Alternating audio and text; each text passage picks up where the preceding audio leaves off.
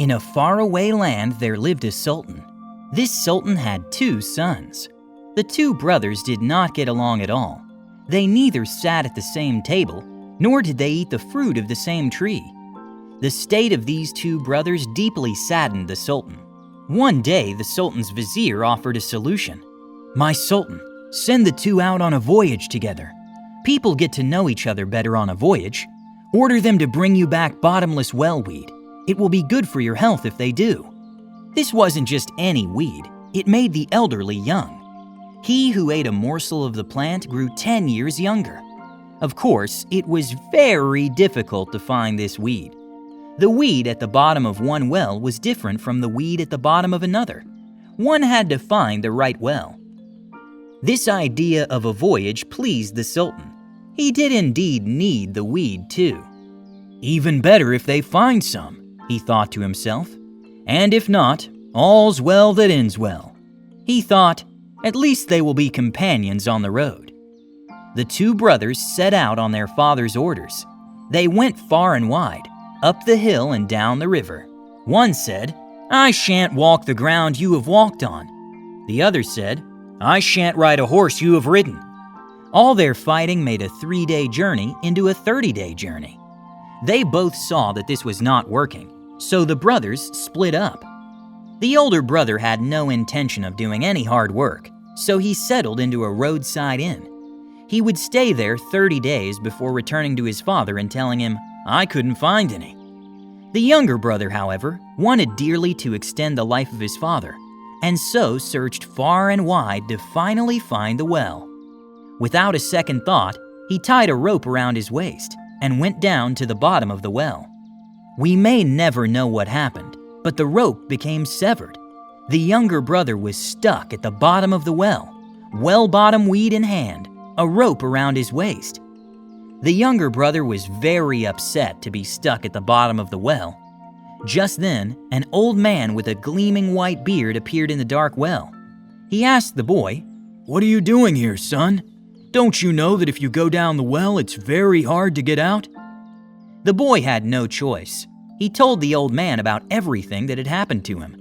The old man took pity on the boy. "I'll save you from this place, lad," he said, and ripped 2 hairs, one white, one black, from his beard. "When you rub these together, 2 horses will appear, one white, one black. If you mount the white horse, you shall go 7 layers above." "What about if I ride the black horse?" "Then you will descend 7 layers further down into the ground," said the old man. Then he disappeared.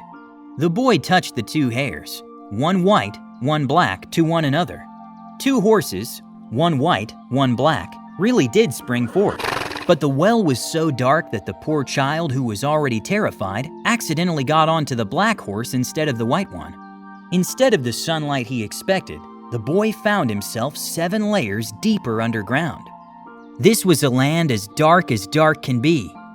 There was neither river nor tree in sight.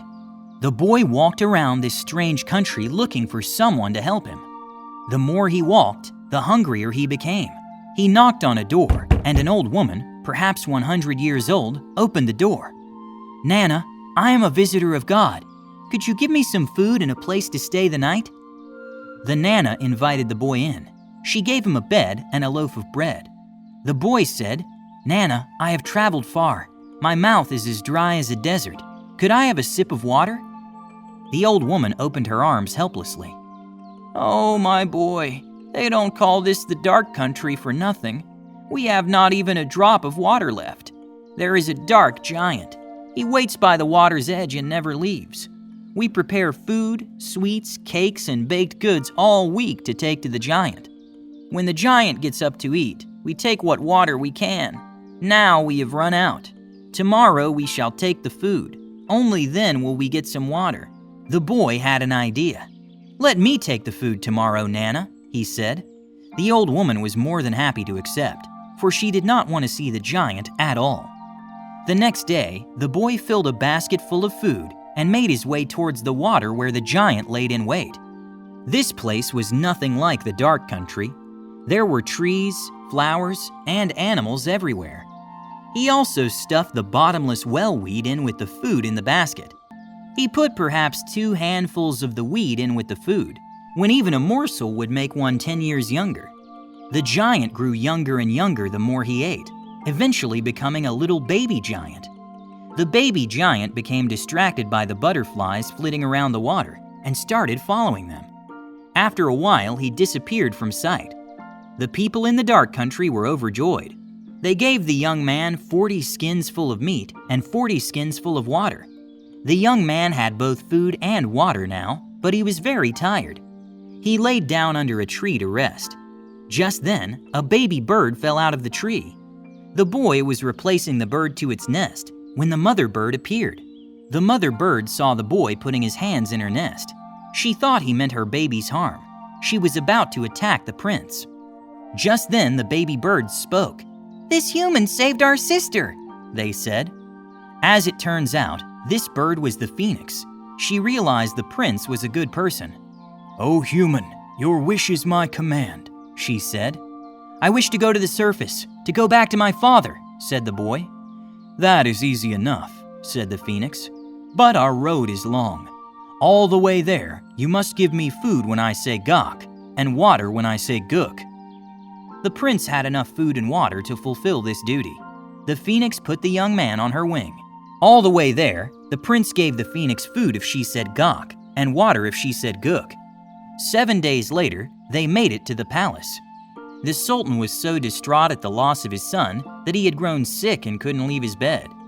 The boy fed the last morsel of the well-bottom weed to his father. The weed allowed his father to grow just young enough that his sickness was cured. He left the ruling of the country to his younger son. The older son, however, was so frightened that he ran away from the castle, never to be seen again. Who knows? Maybe he rode off on the black horse,